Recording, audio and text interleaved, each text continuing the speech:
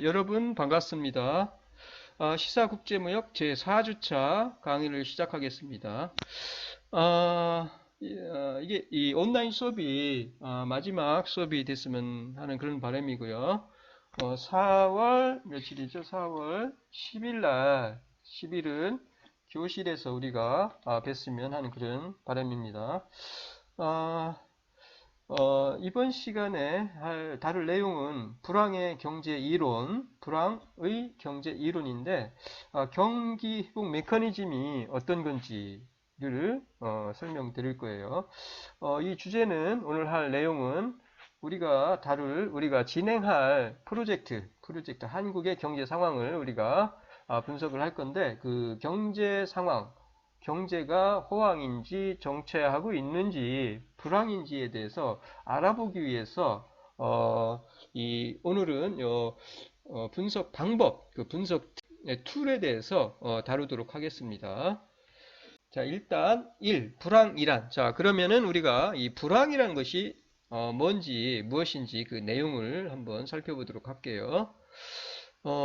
우선 IMF 위기죠. IMF 여러분도 아시다시피 1997년 태국에서 시작해서 아시아로 전파된 그 아시아 위기, IMF 위기, 97년 IMF 위기 이후에 그리고 2008년이죠. 금융위기. 그러니까 그 직전 2007년 말에 이 모기지 사태가 터져요. 미국에서. 해서 서브 프라임 모기지 사태 이후 최근까지 이 한국의 경제 상황이 불황이냐 아니면 화랑이냐 호황이냐라는 얘기예요. 그리고 만약에 불황이다 혹은 화랑이다 라고 하면은 그 원인은 어디에 있느냐 얘기예요. 불황이다 라고 하면은 그 원인이 어디에 있느냐라는 얘기입니다. 자, 그러면 그 원인이 어디에 있는지를 우리가 알아봐야 되는데 그 전에 이 불황이 어떤 의미인지를 좀 알아야 돼요. 불황이란 뭐예요? 불황이란 기본적으로 수요의 부족, 그러니까 수요가 부족해서예요. 수요의 부족이 원인으로 어떻게? 그러니까 수요가 부족해서 뭐예요? 생산이 크게 떨어지는 상태입니다. 자, 수요가 부족해서 뭐예요? 생산이 떨어지는 상태를 갖다가 뭐예요? 불황이라고 합니다. 자, 그러면 우리가 수요를 분석할 필요가 있겠죠. 수요가 문제니까 불황은. 수요가 부족해서 생산이 떨어지는 거니까 그 원인은 어디에 있어? 수요에 있죠. 수요 부족. 그러면은 수요라는 것이 뭔지를 봐야 되겠죠. 수요라는 것이 뭔지를. 그래서 우선 수요에 대한 분석. 자, 수요라는 것은 뭐예요? 내수와 외수로 나누어져요. 내수가 있고 외수가 있어요. 내수는 국내에서의 수요고 이거는 외수죠. 국내 밖의 수요죠. 이렇게 나눌 수 있고요.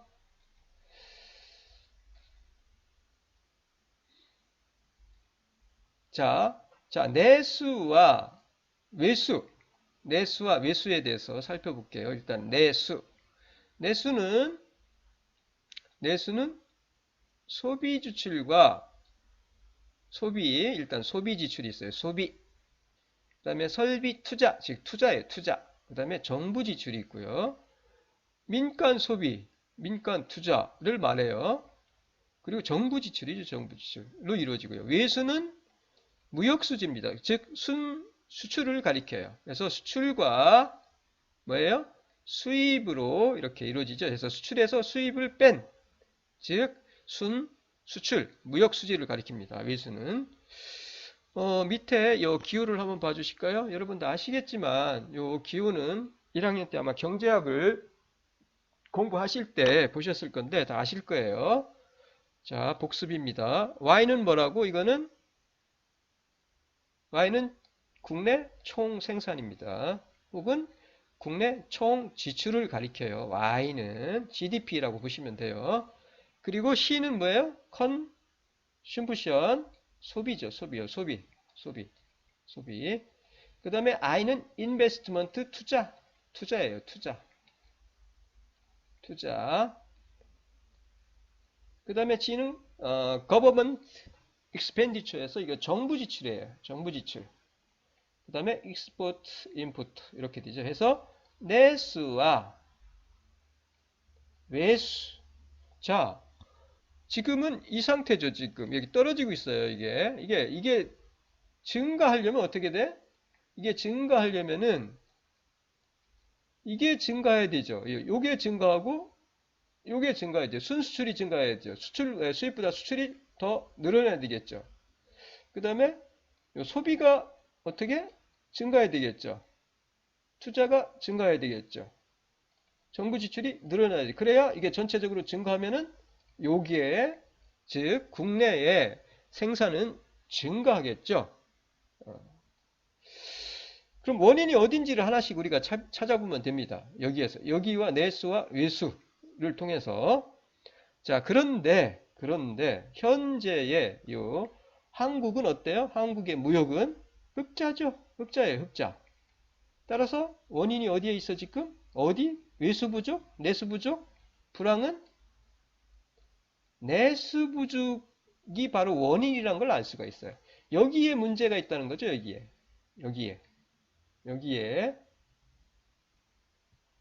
여기에 문제가 있다는 것을 알 수 있어요. 우리가 여기에.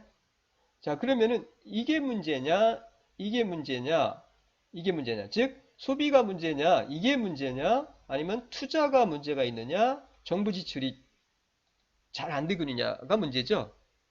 요거는 문제가 없잖아요. 흑자니까 이건 어쨌든 증가하고 있으니까 순수출 증가니까 플러스니까 따라서 우리는 뭐예요? 요 1. 소비 지출 C. 컨슈무션 그 다음에 설비 투자 인베스트먼트 요 두 가지 1과 2의 그 내수 결정 요인을 우리가 살펴보면 되겠죠. 이 결정 요인을 살펴보면 돼요. 어디가 문제가 있는지 소비에서 투자에서 아시겠죠? 간단한 원리입니다. 우리가 이것만 이해를 하면 이거는 사실은 뭐예요? 케인츠의 유유수유의 원리죠. 이게 케인츠의 유유수유예요. 이거는 유유수유를 가리켜요. 유유수를 증가시키면은 경제가 성장한다라는 얘기죠. 원래 케인츠 이론에서. 자, 그러면 자, 한번 우리 그 경제 성장 추이를 한번 볼게요. 성장률을 가지고.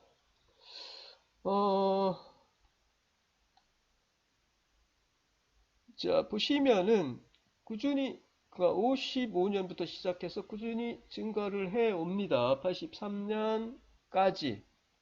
요 정도까지요. 80년대까지. 그러면서 이제 정체되기 시작하죠. 꾸준히 어떻게? 성장률이 그래도 꽤 높습니다. 하지만 점점점 성장률이 줄어들기 시작해요. 그러면서 97년 이후에 보시면은 여기가 IMF인데 IMF 여기가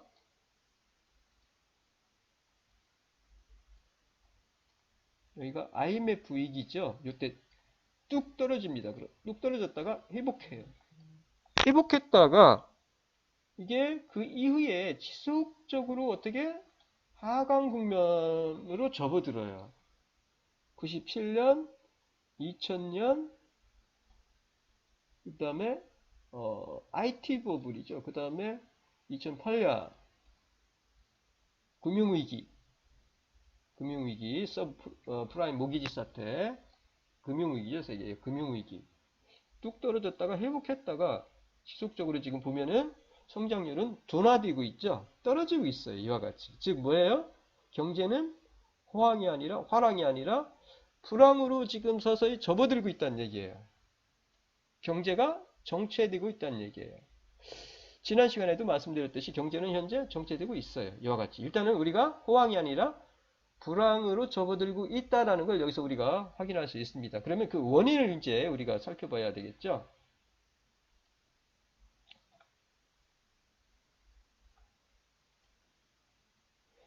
그 다음에 수출입액. 아까 말씀드렸듯이 수출입액을 한번, 수출입은 사실은,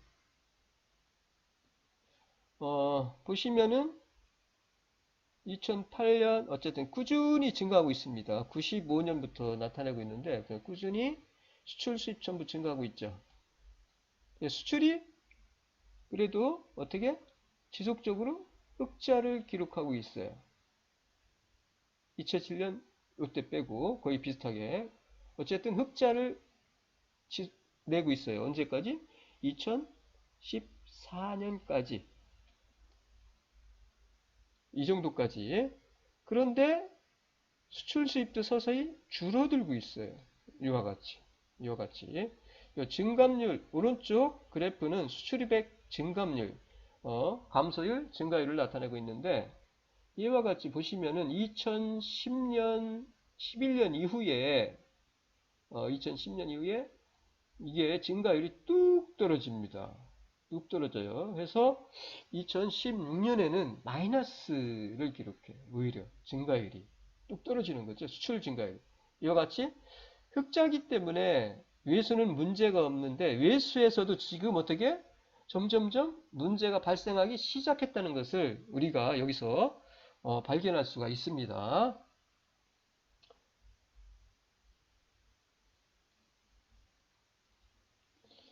자, 그러면 우리가 이 분석 틀에 대해서 하나씩 어떻게 분석을 해야 되는지, 분석하는 방법, 위기를 분석하는 방법, 불황에 대한 분석 방법에 대해서 불황을 근거로 해서 우리가 하나씩 소비 이론부터 시작해서 투자까지 해서 설명을 드리도록 하겠습니다. 이것만 여러분이 이해를 하시면 분석하는데 아무런 문제가 없어요. 아주 간단합니다. 원리는 간단해요.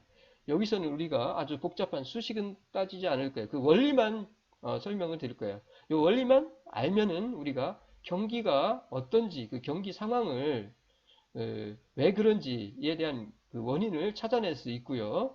그리고 그에 대한 어떤 대응책이라든가 이런 것도 제시할 수가 있다는 얘기죠. 그래서 원인을 알아야 우리가 어떤 대처 방안을 제시할 수 있듯이 그 원인, 불황의 원인, 한국이 지금 불황기로 접어들고 있는데 경제 침체기로 접어들고 있는데 그 원인이 어디에 있는지 그에 대한 어떤 분석 툴에 대해서 소비 이론부터 시작해서 하나씩 설명을 드리도록 하겠습니다.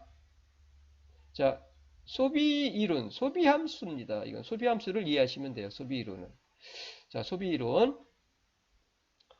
여기에서 보시면은 요 뒤에 플러스가 돼 있죠. 플러스, 마이너스, 플러스 이렇게 돼 있는데 요 뒤에 플러스 마이너스는 뭐예요? 그 요인이에요. 이 요인 여기서는 소득이죠. 실질 소득이에요. 소득이 증가하면 뭐예요? 소비가 증가한다는 뜻이에요. 소비가. 그 다음에 이자율이 상승하면 뭐예요? 소비는 감소한다는 뜻이에요. 소비는 이같이 자, 이자율이 상승하면은 소비는 감소한다는 얘기고요. 그 다음에 자산이익이 자산소득이죠. 자산이익이 증가하면은 당연히 이익이 증가하니까 자산이익이 증가하면 소득이 증가하니까 소비가 증가하겠죠. 소비가. 그래서 플러스고요. 이렇게 표시할 수 있어요. 다시 한번 소비 함수에서 소득이 증가하면 즉 실질소득이에요. 실질소득. 여기서 말하는 것은 실질소득입니다. 실질소득. 자, 요 실질소득. 명목소득이 아니에요. 실질이란 개념이 중요합니다. 실질소득. 그 다음에 이자율. 자, 반대로 생각하면 되겠죠. 이자율이 어떻게? 떨어지면 어떻게? 이게 소비는 증가합니다. 소비는 플러스예요. 소비. 그런데 이게 이자율이 오르면 뭐예요? 마이너스. 소비는 감소해요. 그리고 자산 이익이 증가하면 당연히 소비는 증가하고 해서 소득, 실질소득, 이자율, 자산에 의해서 이 소비가 어떻게 영향을 받아요. 그래서 소비 함수를 이해하면 우리가 어디에 문제가 여기에 문제가 있는지 여기에 문제가 있는지 여기에 문제가 있는지를 보면 현황을 우리가 분석할 수 있겠죠. 그 다음에 두 번째 투자 함수, 투자 이론. 투자 함수를 이해하면 돼요. 투자 이론은 투자는 언제 증가하고 언제 감소하느냐라는 얘기예요. 자, 이자율이 증가하면은, 이자율이 즉 상승하면은 뭐예요? 마이너스란 얘기예요. 투자는 감소해요. 왜? 왜? 기업하는 입장에서 투자죠. 투자는 민간 기업들, 기업이 혹은 뭐 개인도 좋아요. 개인 혹은 뭐 민간 기업들이 투자를 하는 데 있어서 자금을 조달하죠. 그러면 자금을 조달하는데 자금 비용이 어떻게 올라가? 자금 비용이라는 것은 결국 대출을 받아서 이자를 지급해야 되는데 이자가 올라가면은 자금을 조달하기 어려워지죠. 어려워져요. 따라서 어떻게? 이자율이 증가하면은 투자는 감소하고 또 하나는 장래에 대한 기대예요. 장래에 대한 기대. 기대가 안 좋아. 기대가 아주 좋아요. 기대가 커. 그러면은 투자는 증가하겠죠. 그러면 현재 설비 수준이 낮다라고 하면은 어떻게? 설비 수준이 낮으면은 설비 수준이 부족하니까 투자가 증가할 거예요. 그런데 현재 설비 수준이 높다. 증가했다. 높다. 그러면은 높은 수준이라고 하면은 투자는 감소한다. 그런 얘기예요. 뒤에서 또 자세히 설명을 드릴 건데 불황일 때는 뭐예요? 수요가 부족하기 때문에 수요가 부족하지. 그러면 시장의 원리에 의하여 물가나 이자율이 사실은 떨어져요. 떨어졌죠. 그럼 물가가 떨어지면은 실질소득이 증가하겠죠. 실질소득이. 그럼 소비는 증가하겠죠. 그리고 이자율이 떨어지면 투자가 증가하겠죠. 그래서 뭐예요? 투자가 증가해서 자, 물가가 떨어지고 이자율이 떨어지면 실질소득이 증가하고 투자가 증가해서 자, 소득이 증가하면 소비가 증가하니까 소비가 증가하면 뭐예요? 생산이 증가하죠. 해서 어떻게 돼? 경제가 회복되는 거죠. 이게 뭐예요? 경제의 자립적 회복을 가져와요. 요게 떨어져 가지고 물가가 떨어지고 이자율이 떨어져서 소득이 증가하고 투자가 증가해서 소비가 증가하니까 실질소득이 증가하니까 증가하고 소비가 증가하니까 생산이 증가해서 그리고 투자가 증가하니까 생산이 증가해서 경제가 회복된다는 얘기죠. 이렇게 가져와요. 그런 원리입니다. 자, 우선 하나씩 다시 한번 설명드릴게요. 우선 하나씩 소비로부터 한번 설명을 드릴게요. 소비. 첫 번째 소비.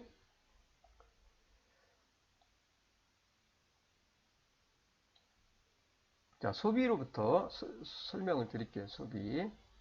자, 소비. 일단 소비 보세요. 다시 한번 설명드릴게요. 실질소득은 명목소득이 아닙니다. 이건 명목소득, 가처분소득, 혹은 뭐 개인 1인당 GDP로 해도 상관없어요. 일단 가처분소득, 세금이라든가 이런 거 다 뺀 거죠. 가처분소득을 물가로 나눠준 다음에 곱하기 100을 곱해주면 이게 바로 실질소득을 그러니까 물가를 반영해 주는 거예요. 물가 상승률을 반영해서 물가 상승분 그 지수를 반영을 해서 물가 지수로 나눠서 소득을 거기다 100을 곱해주면 실질소득을 계산할 수 있어요. 그럼 실질소득이 물가가 여기 있죠. 물가가 상승하면 당연히 실질소득은 줄어들 거예요. 자, 이렇게 우리가 표시할 수 있기 때문에 물가가 하락. 자, 보세요. 왜 자립적 회복을 가져오는지를 설명드리는 겁니다. 보세요. 자, 물가가 하락. 경기 불황이면은 수요가 부족하면 시장 원리에 의해서 어떻게 불황일 때는 수요가 부족하니까 시장의 원리에 의해서 뭐예요? 물가나 이자율이 떨어진다고 했어요. 그런데 이로 인해서 어떻게 경제가 회복한다고 그랬어요. 가져온다고 했어요. 왜 그러냐는 얘기죠. 자, 실질소득 물가가 떨어지면은 요게 분모가 떨어지면은 당연히 요 값이 실질소득이 증가하겠죠. 이게 때문에 어떻게 물가 하락은 실질소득을 상승시켜요. 실질소득을 증가시켜서 어떻게 소비 증가를 가져온다는 얘기예요. 그래서 어떻게 플러스 사인이에요. 플러스. 그 다음에 이자율 하락. 불황일 때는 자금에 대한 수요가 떨어지니까 어떻게 이자율은 하락하죠. 이자율이 하락하면은 어떻게 저축하려는 동기를 감소시킵니다. 그리고 투자를 증가시켜요. 자, 저축하려는 동기. 이자율이 낮으면 저축 안 합니다. 그냥 투자하지 차라리 다른 데다가 소비를 해요. 소비 성향이 강해요. 저축하는 저축 성향보다는 이자율 하려면 소비 성향이 강해지기 때문에 저축하려는 동기를 감소시켜서 어떻게 그만큼 소비가 증가해요. 따라서 마이너스 사인이죠. 마이너스 사인. 그 다음에 투자입니다. 투자를 한번 살펴볼게요. 투자는 어때요? 자, 2-1 이자율에서 이자율이 하락하면은 어떻게? 아까 말씀드렸던 앞에서 기업의 자금 조달을 쉽게 하죠. 즉 자금 조달 비용이 하락하니까 자금 조달을 하기 쉬워져요. 따라서 어떻게? 투자가 증가를 하게 된다는 얘기죠. 그런데 이자율이 올라가면은 투자는 감소하니까 그래서 마이너스 사인입니다. 이거는 자, 이상과 같은 이유에 의해서 뭐예요? 내수가 증가한다는 얘기입니다. 내수. 이에 의해서 어떻게? 생산이 회복하게 된다는 얘기예요. 다시 한번 자, 물가가 떨어지면은 실질소득이 증가해서 물가가 떨어지면 실질소득이 증가해서 소비가 증가합니다. 소비가. 그리고 이자율이 떨어지면은 불황기에 자금에 대한 수요가 줄어드니까 이자율이 떨어지니까 저축 성향보다는 저축하는 동기가 감소되기 때문에 소비 성향이 크기 때문에 소비가 증가합니다. 소비가 증가해요. 그리고 이자율이 떨어지면은 투자가 증가하죠. 자금 조달 비용이 낮아지니까. 이와 같이 어떻게? 물가가 떨어지고 이자율이 떨어지면 소득이 증가하고 그 다음에 실질소득이 증가하고 그리고 소비가 증가하게 되죠. 소득이 증가하니까. 그리고 투자가 증가해요. 그래서 어떻게? 내수가 이 두 가지가 증가하게 되니까 결국은 내수가 증가하게 된다는 얘기예요. 내수가. 그래서 내수가 어떻게? 증가한다는 얘기죠. 그에 따라서 어떻게? 생산이 회복돼요. 소비가 증가하면 생산이 증가하잖아요. 이게 뭐예요? 결국 시장 경제에 존재하는 자립적 회복 메커니즘이라는 얘기예요. 여러분이 자, 자립적 회복 메커니즘이라는 것이 무엇인지를 이해를 하시면 돼요. 자, 불황이야. 자, 불황이야. 그럼 물가도 떨어져. 이자율도 떨어져. 물가 떨어지니까 실질소득 증가해. 실질소득이 증가하니까 소비도 증가하죠. 그리고 이자율이 떨어지니까 저축하려는 것보다는 어떻게? 소비를 증가시키죠. 소비 증가돼요. 소득이 증가하면 소비도 증가하고. 자, 그리고 투자도 증가하죠. 이로 인해서 어떻게? 생산이 증가한다는 얘기죠. 그래서 이와 같이 어떻게? 경제가 자립적으로 회복된다는 얘기예요. 그래서 이게 뭐야? 자립적 회복 메커니즘. 경제의 자립적 회복 메커니즘입니다. 이 원리만 뭐 간단하잖아요. 간단해요. 그래서 이 원리만 이해하면 우리가 그 경제의 상황을 분석을 할 수가 있습니다.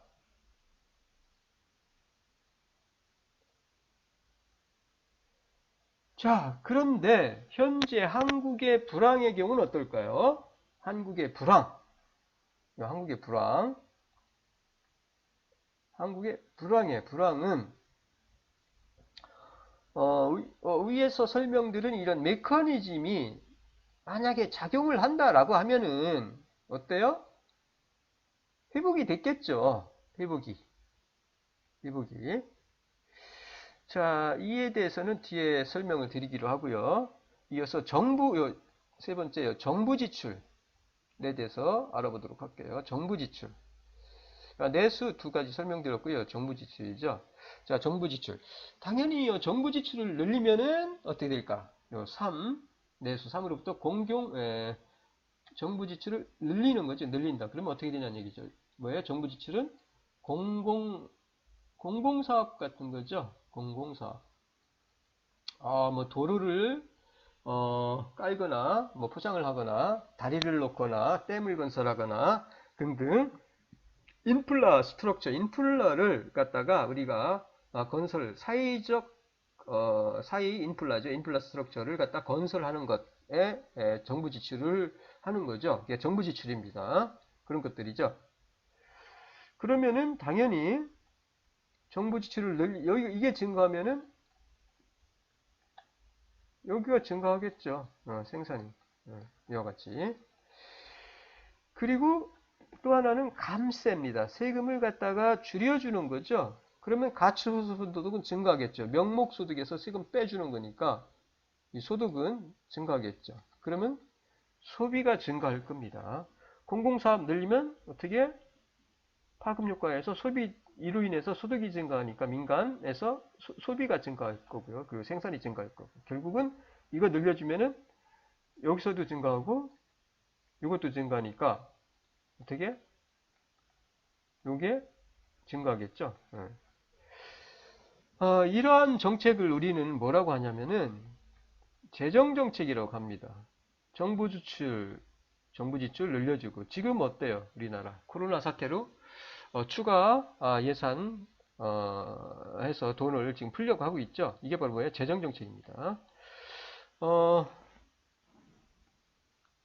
하지만 이게 지난인데 지난 몇 년간 예전을 말하면 지난 몇 년간 이러한 정책들 재정정책도 충분한 그런 효과를 내지 못했어요. 이명박, 박근혜 그 당시를 가리킵니다. 그 당시에 보면은 이러한 정책들이 효과를 내지 못했습니다. 뭐 뒤에서 다시 설명드릴 건데 어땠습니까? 우리가 이명박 정권 때 쓸데없는데 정부 지출을 많이 했죠. 엄청 했어요. 쓸데없는데 많이 했어요. 다 아시다시피 4대강 뭐 이런 것들 있죠. 어쨌든 했습니다. 하지만 그런 효과를 내지 못했어요. 생산적인 곳에 지출을 하지 않았기 때문에 약간의 효과는 있었겠지만 거의 효과를 내지 못했습니다. 어쨌든 그렇게 어쨌든 그렇게 충분히 효과를 내지 못했다라고 이렇게 말씀을 드리고요. 자, 다시 말해서 어떻게 97년 이후 2004년, 2005년 이 정도 2005년까지 보면은 그 당시를 보면 상황을 보면은 이러한 자립적 회복 메커니즘이 되게 앞에 설명드린 자립적 회복 메커니즘이 작용하지 않았다는 얘기입니다. 작용하지 않았어요. 그래서 따라서 이 재정정책 효과도 기대할 수가 없다는 얘기예요. 기대할 만하다고 하기보다는 어떻게? 기대할 수가 없어요. 왜 그러냐는 얘기죠. 예전에 불황과 달라서 그래요. 예전에 아주 이 메커니즘이 작동하는 시의 그런 불황과 다르다는 얘기예요. 달라서 어떻게? 정부도 대책 마련에 구심을 했다는 얘기입니다. 이 당시까지. 자, 그러면 그 이후를 나중에 설명을 드릴 건데, 그 후는 어땠냐는 얘기죠. 자, 무엇이 문제였을까? 무엇이 나쁜 것이었을까? 무엇이 문제였을까라는 얘기예요. 이걸 우리가 알아내야 합니다. 왜 그랬냐라는 거죠. 왜 경제의 자립적 회복 메커니즘이 작동하지 않았냐는 얘기예요. 이 당시에. 지출도 늘리고 했는데도.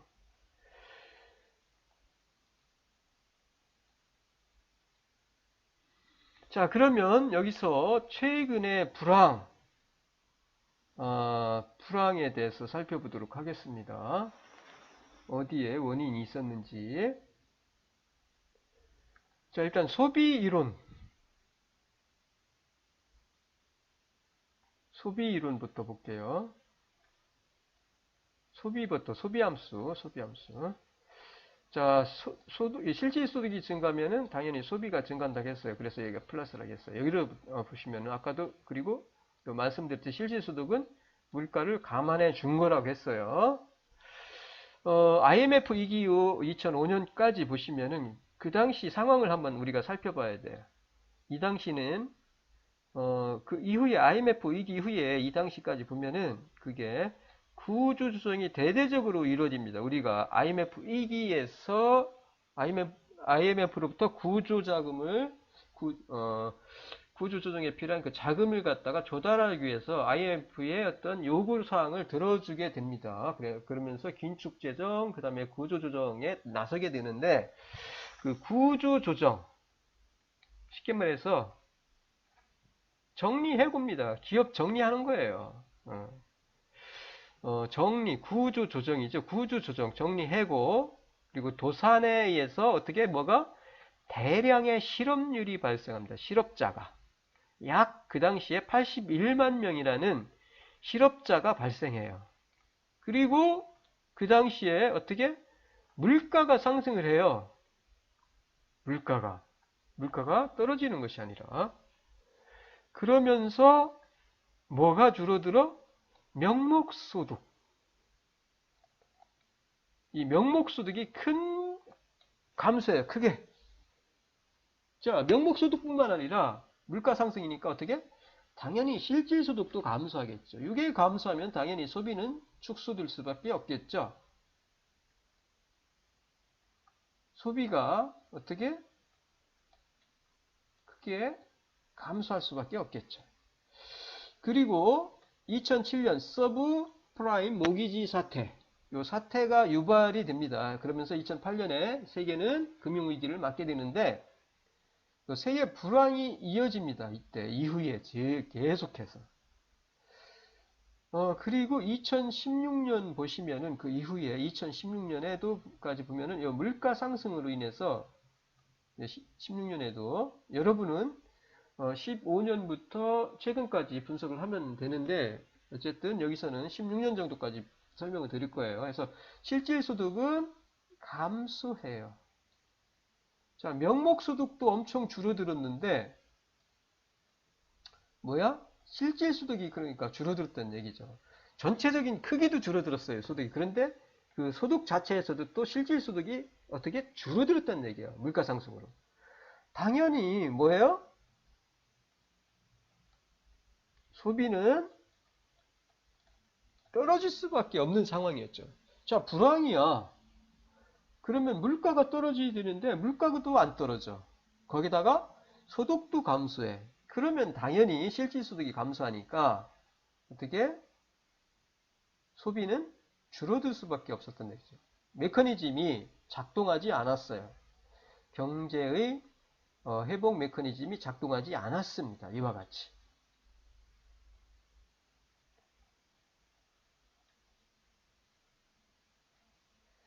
자, 한번 볼게요. 소비자 물가와 그 소득의 변화를 이 표를 통해서 한번 살펴볼게요. 지금 말씀드린 바와 같이 소비자 물가 이 지수를 보시면은 꾸준히 증가를 해 옵니다. 이와 같이.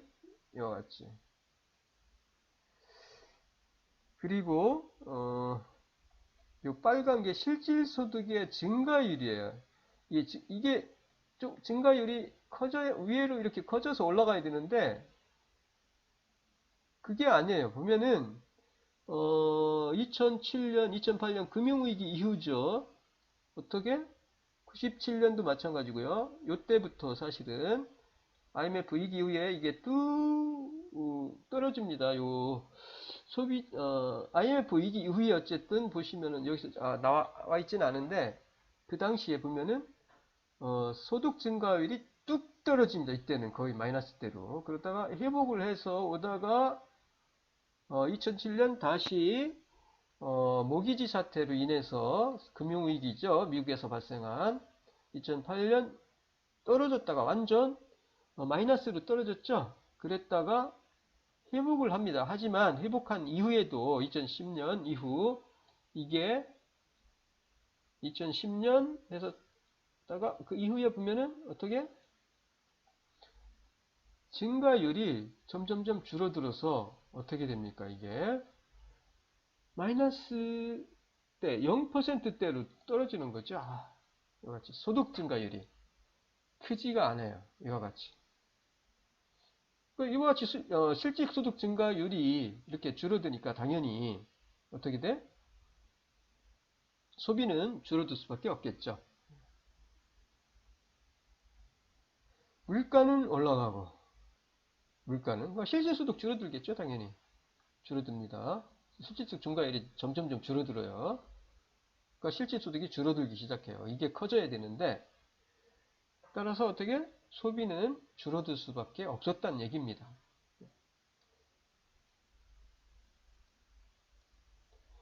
자, 두 번째입니다. 두 번째 그 상황을 다시 한번 볼게요. 왜 우리가 요 회복이 안 됐는지, 불황이.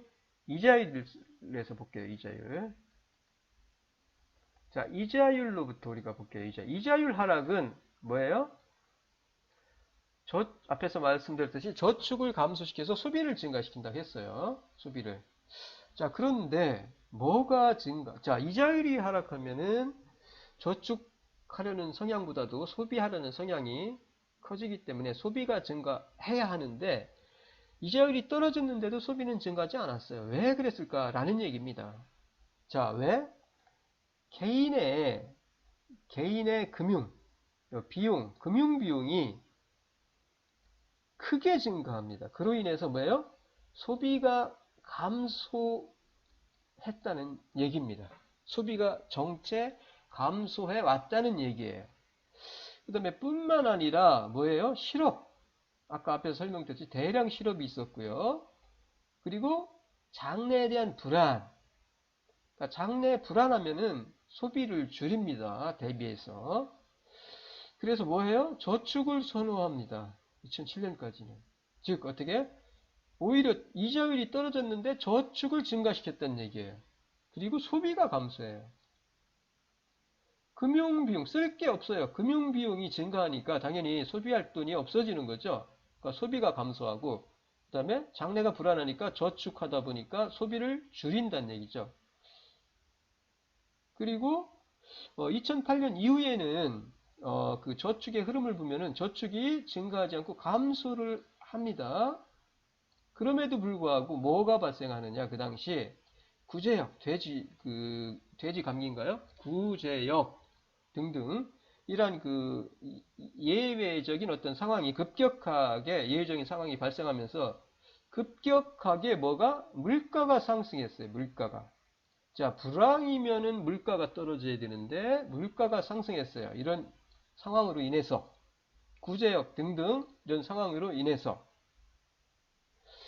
일반적으로 소비가 감소면 물가가 떨어져야 되는데 그게 아닙니다. 그런 다른 상황이 발생한 거예요. 구제역 등등 그 사회적인 어떤 예외적인 상황이 발생하면서 물가가 올라요. 자, 물가가 오르니까 소비는 줄어들겠죠, 당연히. 물가가 오르면 실질소득도 줄어들고, 그리고 물가가 오르면 비싸니까 소비는 증가하지 못하죠. 자, 이런 요인으로 인해서 이자율이 떨어지면 소비가 증가해야 되는데, 이런 요인으로 인해서 소비가 증가하지 못했다라고 말씀을 드릴 수 있다는 얘기입니다.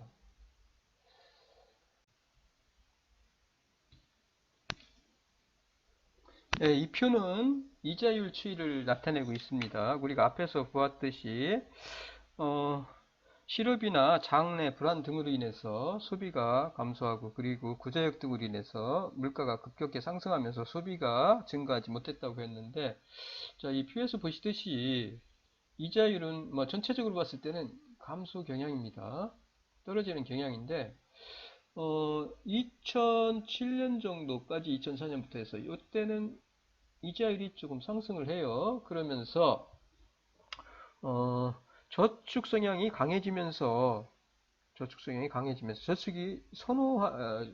저축이 늘어나면서 소비가 줄어들었다고 했습니다. 소비가 줄어들었다고 그랬어요. 근데 그 이후에 2008년 이후에도 보시면은 이렇게 이자율이 줄어들고 있는데 이자율이 떨어지니까 당연히 소비 성향이 강해질 건데 어떻게? 2008년 이후에 보면은 앞에서 말씀드렸듯이 구제역 등등 이런 등등으로 인해서 급격하게 물가가 상승하면서 소비가 감소했다고 했습니다. 소비가. 이와 같이 이러한 요인들로 장래 불안이라든가 여기까지죠. 장래 불안이라든가 혹은 실업 등으로 인해서 어떻게 저축을 선호하게 됐다는 얘기예요. 이렇게 저축을 그로 인해서 소비가 감소했다. 그러니까 그 다음에 2008년 이후에는 이자율이 떨어짐에도 불구하고 소비가 증가하지 않고 다른 어떤 상황이 발생하면서 즉 구제액이라든가 이런 것들이 발생하면서 물가가 급격히 상승하면서 뭐예요? 소비가 증가하지 못했다는 얘기예요. 이와 같은 요인들로 인해서 어떻게 경제의 자립적 회복 메커니즘이 작동하지 못했다라고 말씀을 드릴 수 있습니다. 그 다음에 이거는 가계 신용입니다. 실제로 앞에서 말씀드렸듯이 가계의 이 부담이 금융 비용 부담이 너무 커요. 사실은 우리나라 같은 경우 이 전체적으로 보시면은 요거 2016년 4분기입니다. 4분기에 어떻게 이 당시에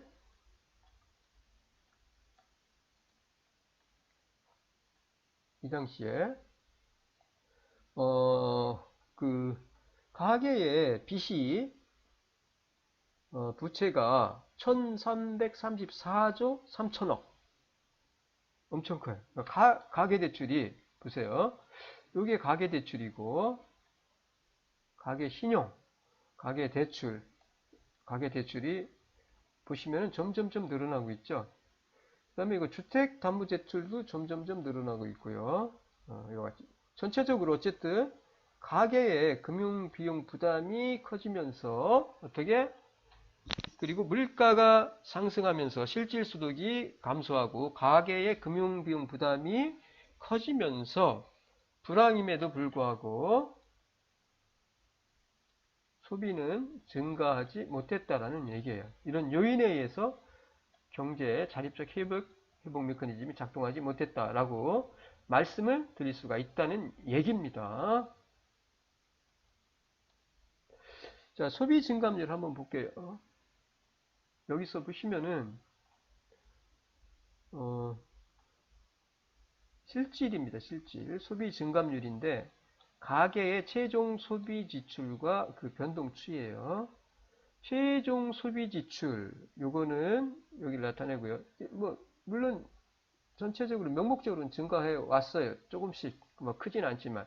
근데 그게 중요한 것이 아니라 증가율이 커야 이게 급격 증가를 할 수 있어요. 크게. 그런데 보시면은 실제로는 정체 감소 상태입니다. 이와 같이 증가율이. 그러니까 소비 지출이 이와 같이 앞에서 설명드린 그런 요인에 의해서 어떻게 그 지출 증가율이 아주 낮은 겁니다. 심지어 같이 마이너스인 경우도 있어요. 마이너스인 경우. 이거 당연히 뭐 2008년도는 어쩔 수 없이 금융위기로 인해서 마이너스라고 하겠지만 그 이후에 보시면은 정말로 증가율이 미미합니다. 아주 0에 가까워요. 보시면은 이렇게. 이로 인해서 어떻게 소비가 앞에 설명드린 그런 요인으로 인해서 소비가 크게 증가하지 못하고 정체 감소해 왔다라고 실질적으로 보면 그렇다는 얘기예요. 이로 인해서 어떻게 소비 증가가 이루어지지 않으니까 감소하니까 소비가 크게 증가해야 생산도 증가하고 경제가 회복하는데 앞에서 설명드린 그런 요인들로 인해서 어떻게 소비는 증가하지 못하고 생산이 증가하지 못함으로 인해서 경제의 회복 메커니즘은 작동하지 못했다라고 말씀을 드릴 수 있는 겁니다. 자, 오늘은 여기까지 할게요. 뭐 이어서는 가능하면 강의실에서 여러분 대면 수업을 하면서 설명을 드리도록 하겠습니다. 오늘 수고 많았습니다. 감사합니다.